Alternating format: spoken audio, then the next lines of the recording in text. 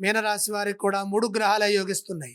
లాభంలో కుజుడు, ద్వాదశంలో శుక్రుడు, షష్ఠంలో కేతువు.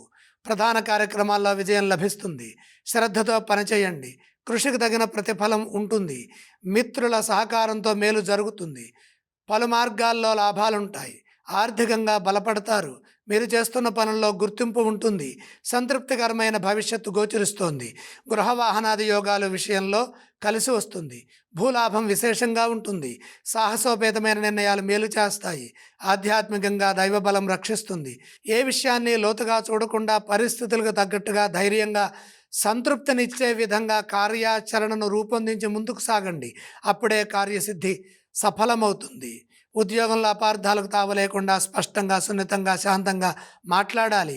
తగినంత ప్రోత్సాహాన్ని తీసుకోవాలి. సమయోచితంగా నిర్ణయాలు తీసుకోండి. ఇతరుల విషయాల్లో ఎట్టి పరిస్థితుల్లో కలగజేసుకోవద్దు. మాట పట్టింపులకు పోకుండా పనులు పూర్తి చేసుకోవాలి. ఇదే విధంగా సున్నితంగా వ్యవహరించాలి. వ్యాపారంలో కూడా మేలు జరుగుతుంది. వ్యాపారంలో 1-2 సార్లు ఆలోచించి శాంతంగా అమలు చేయండి.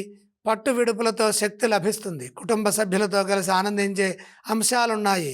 శుభవార్తను వింటారు.